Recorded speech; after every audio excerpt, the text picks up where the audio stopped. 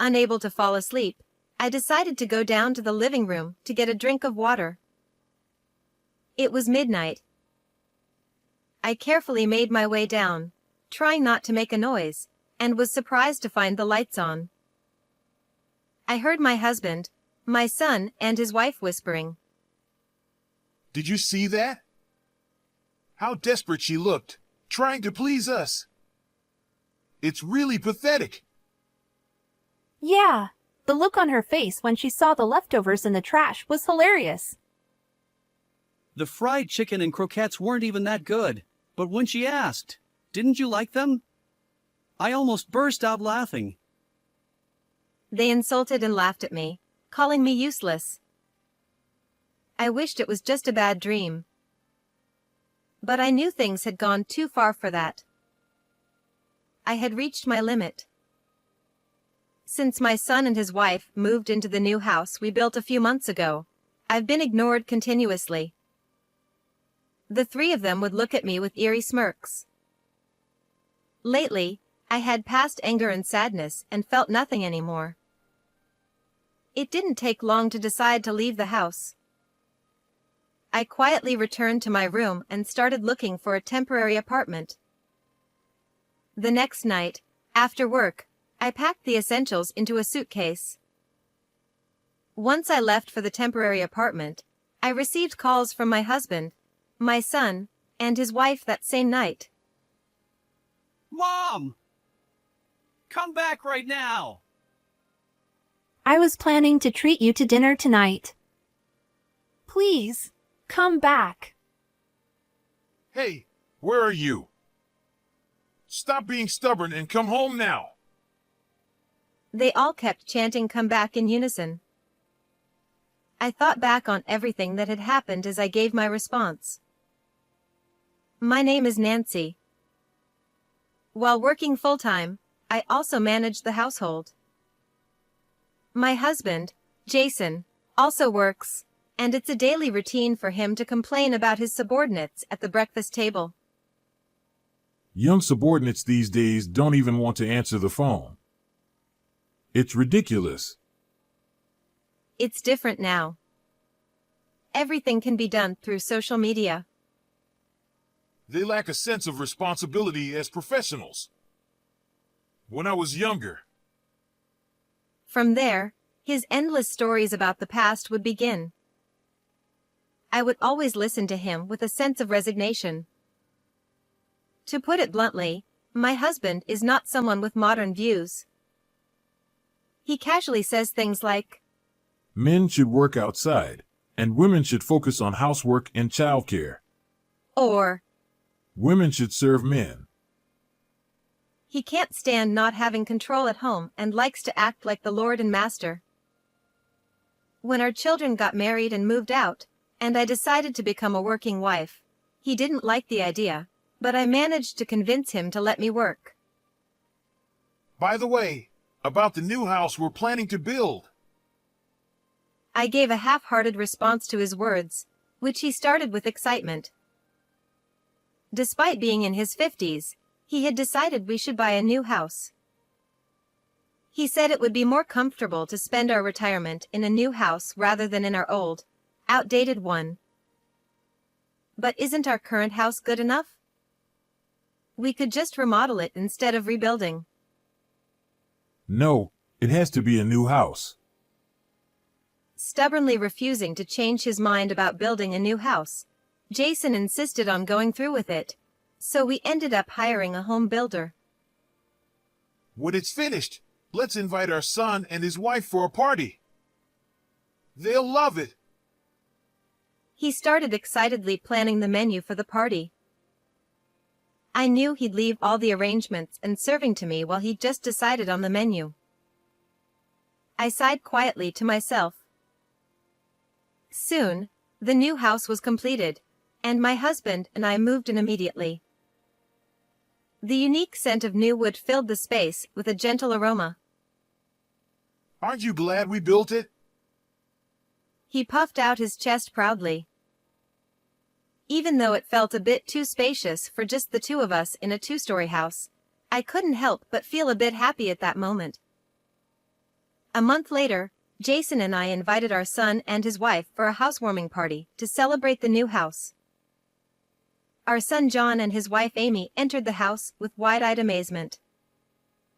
Currently living in an apartment, they couldn't stop expressing their admiration.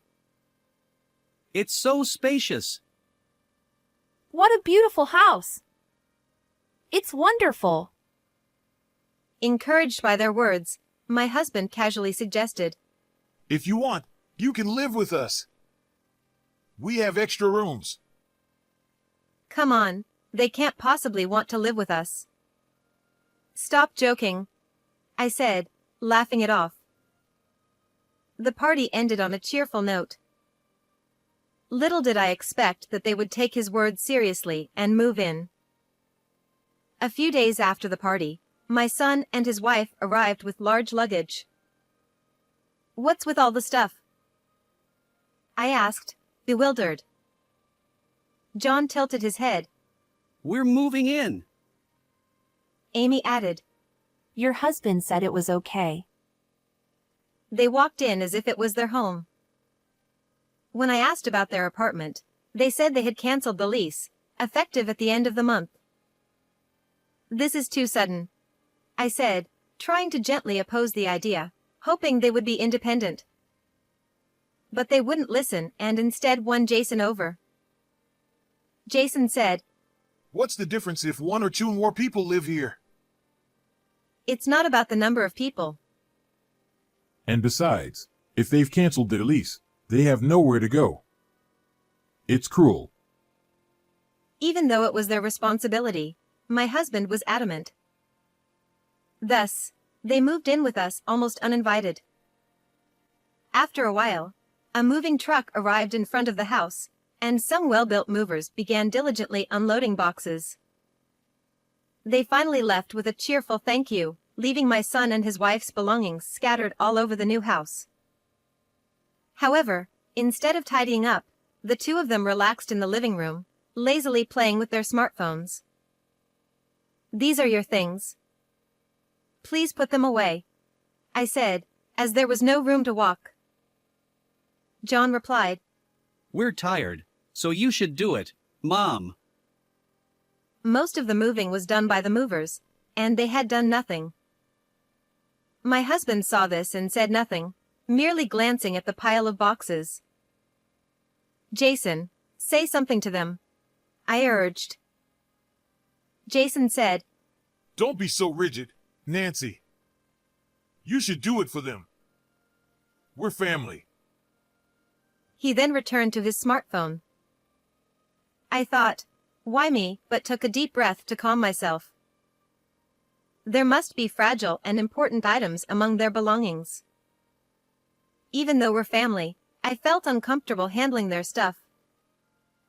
"Amy, could you at least help me?" I asked. All 6 eyes turned to me, and they began to speak one after another, accusing me of bullying, being unwelcoming, and being a terrible mother-in-law. I felt utterly bewildered, treated as if I were the unreasonable one. The next morning, still feeling exhausted, I went down to the living room. My husband, my son, and his wife were already awake, sipping coffee.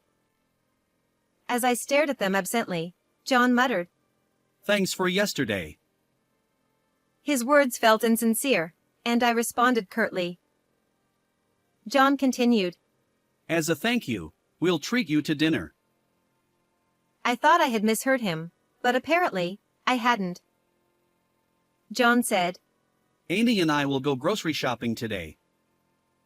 Amy nodded from a distance. Is that so? Well, I'll leave it to you today, I said. Amy added. We just moved and don't have much money. John then said. Yeah, so we actually need to borrow your card. I blinked in surprise. Were they planning to use my card for shopping and then treat me to dinner with my own money? Something felt off about this, but they asked for the credit card with such confidence.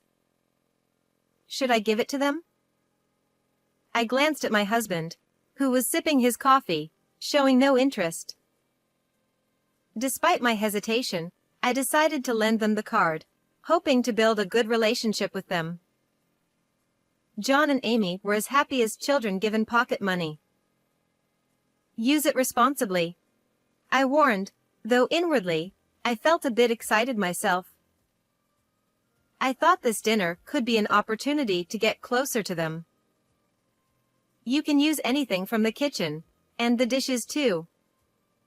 The spices are in this cabinet. I showed Amy the locations, and she nodded with a low Yes. Later that evening, I came home from work, hoping that they would have dinner ready. How wonderful that would have been in reality. Instead, I found the house dark and silent. I turned on the lights and looked around, but there was no sign of my son and his wife. On the living room table, there were store-bought side dishes from the nearby supermarket and a note placed in the center. It read simply, "We're going out to eat."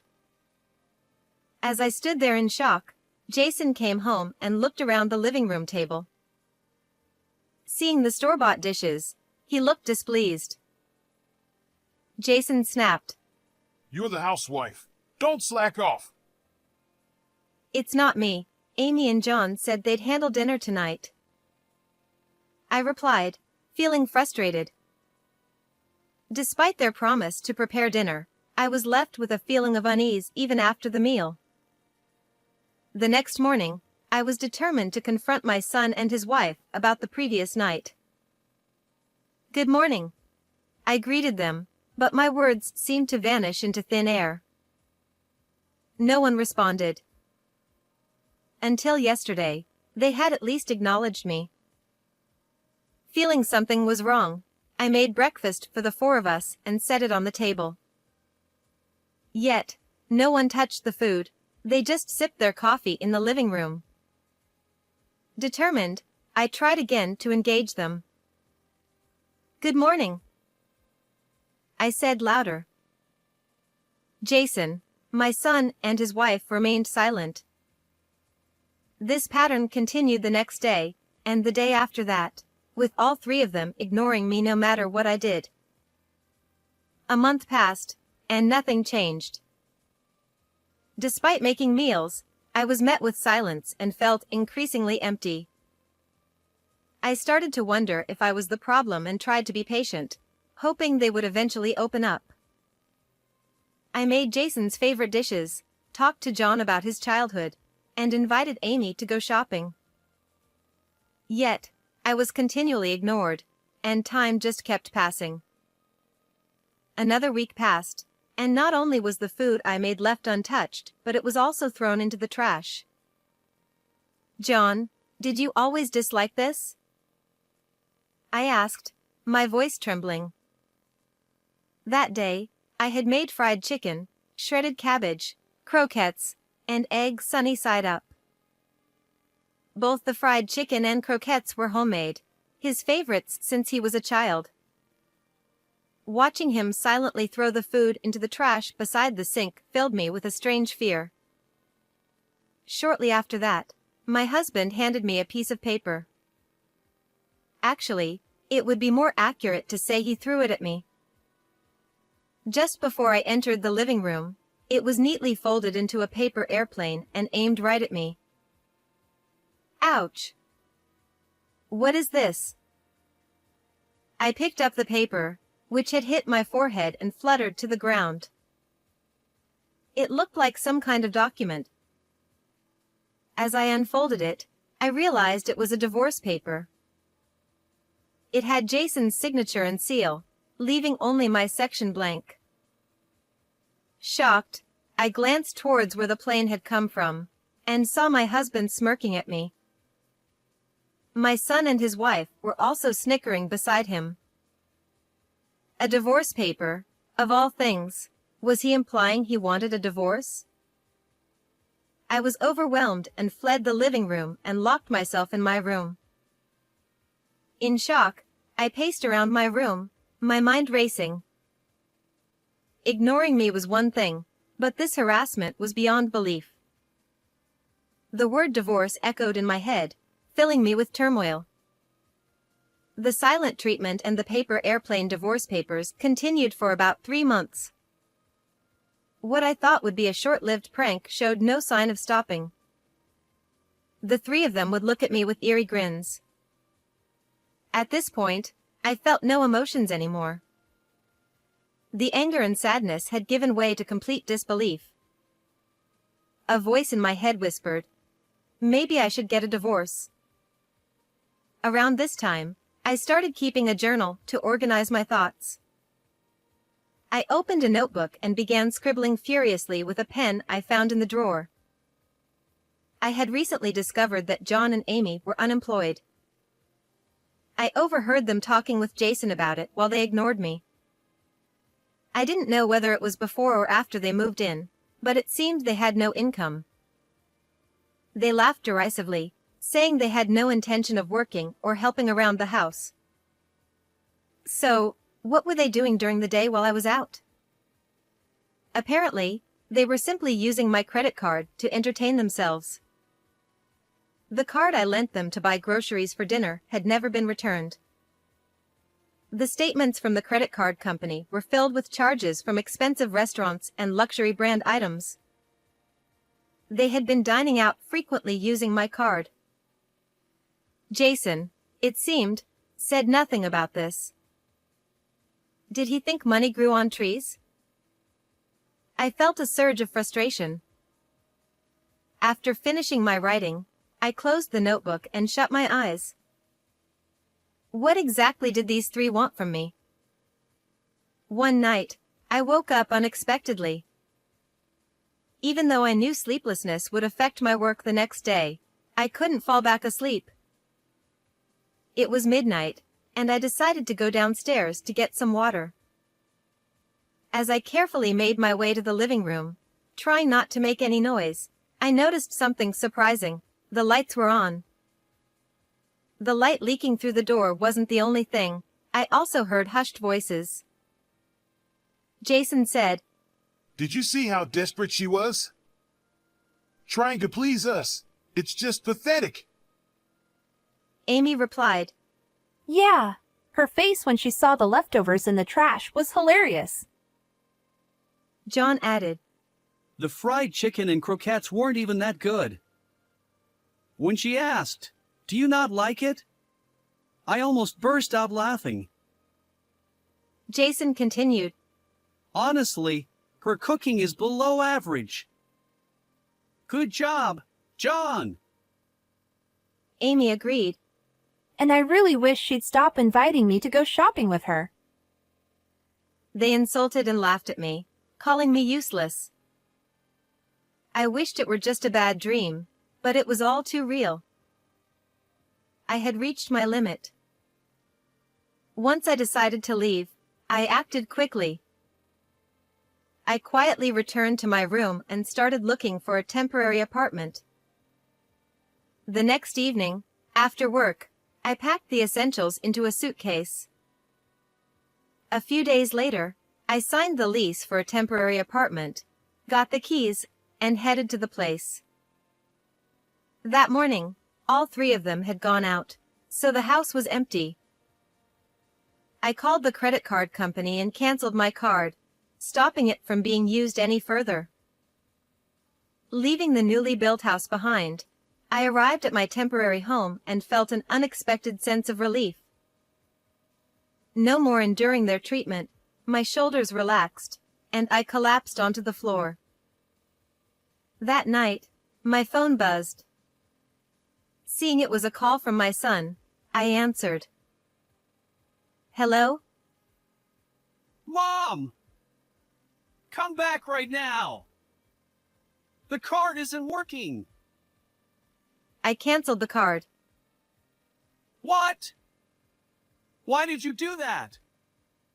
We were eating sushi, and now what are we supposed to do? So, they had sushi today?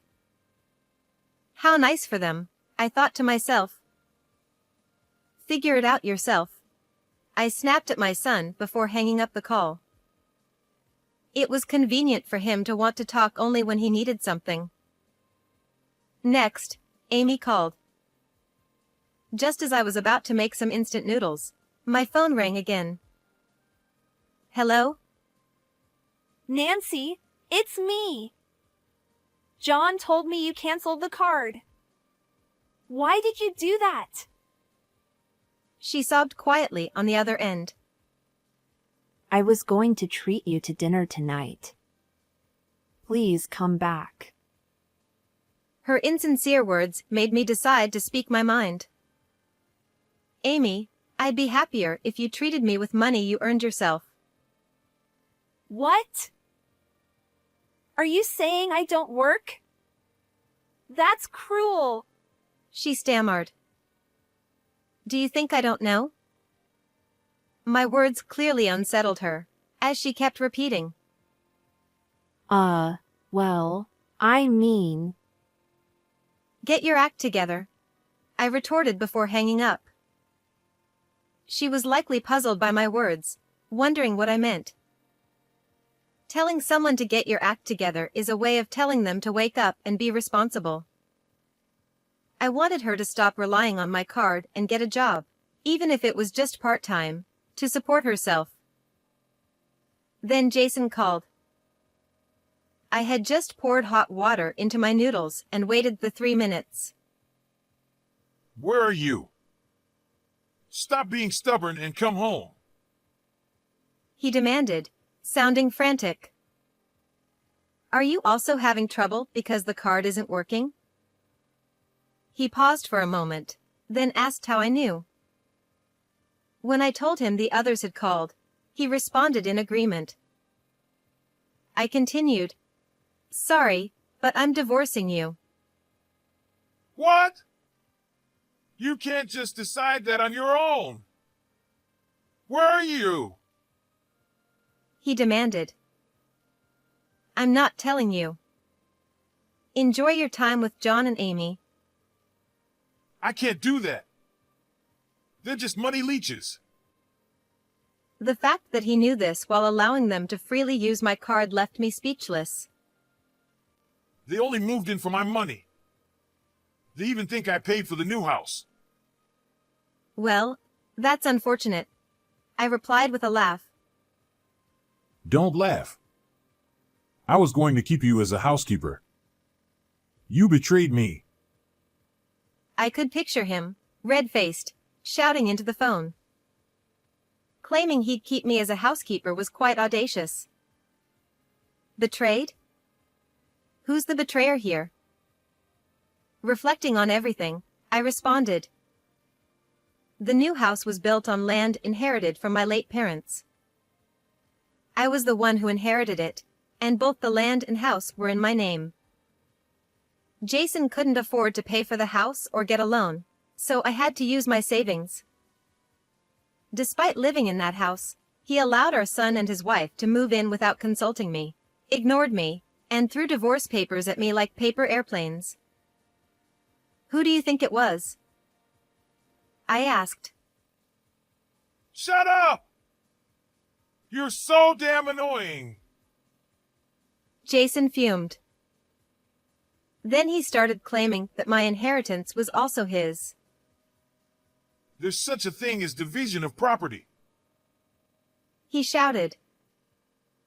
The inheritance from my parents is excluded from that. What?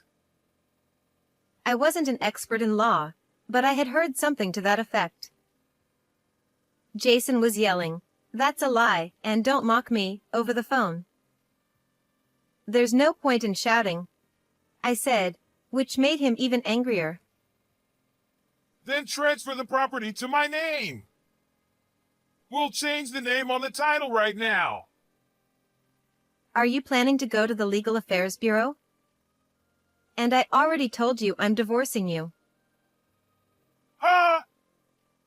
Isn't that something a real estate agent can just handle quickly? He was clearly clueless. Since he had always left contracts and other paperwork to me, he had no idea how it worked. If he wanted, he could try going to a real estate agent, but they'd just laugh at him. Speaking of real estate, I said, pausing. I've already put the land and house up for sale. So, once it's sold, you'll need to move out. While preparing for temporary housing, I decided to also put the land and house up for sale. The real estate agent was delighted, noting that the good location would ensure a quick sale. Indeed, there had already been a lot of interest since it was listed. When I told my husband this, he seemed too stunned to respond, as if his earlier bravado had completely vanished. It was truly comical. And by the way, I've already submitted the divorce papers you threw at me to the city office, so we're no longer married. Don't contact me anymore. Jason responded. What? Wait! What are you talking about? Hold on! Hey! It seemed as if a switch had flipped in him, and he suddenly panicked. But it was too late. We're divorced. Goodbye. Jason frantically said. No! Before that! What did you say? Are you listening? I hung up before he could finish. The cup of noodles I had set aside had become soggy and was spilling out of the cup slightly, but I picked it up gently. I was finally free from them. This thought made even the soggy noodles taste good. About a week after listing the house, I received a call saying they had found a buyer. Despite the new construction fetching a significant price, the buyer was willing to pay in full upfront.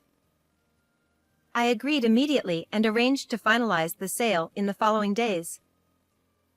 Before finalizing the sale, I decided to inspect the property one last time with the real estate agent. To my dismay, the three of them were still living there. The place was a mess, with garbage scattered around and the kitchen covered in burnt marks from failed attempts at cooking. The bathroom was dusty and had an unpleasant smell.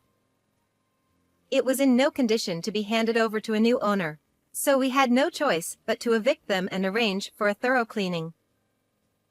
In disbelief, I explained the situation to the real estate agent. Despite their protests, we forced them to leave. Although they agreed to vacate immediately, it was clear that they were not sincere.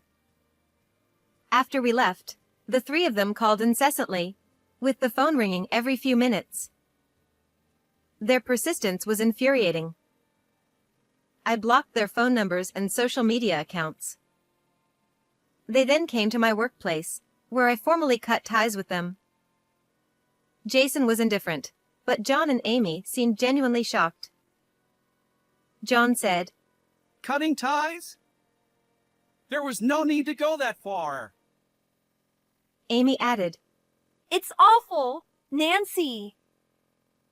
John then asked, But I'm different, right? I'm your son. Oh, and by the way, could you make some more fried chicken and croquettes? I love those. At that moment, I remembered him throwing my cooking in the trash. I wondered if he had felt that way back then. Don't say things that suit your convenience, I replied firmly and turned my back on them. Since then, I haven't seen my son and his wife, or my husband. I have no idea where they moved. Having left the weekly apartment, I now live in a small apartment for single occupancy. I continue to work but take great pleasure in the freedom of living alone. With the extra time, I can study for qualifications or start new hobbies. I want to enjoy this leisurely time as much as possible. Even though it's not a new house, this small room is still my castle. I'm excited to redecorate, try out some dried flowers, and cook just for myself. With these thoughts in mind, I poured hot water slowly into my cup of noodles. How did you find this story? Please don't forget to subscribe to the channel. See you in the next video.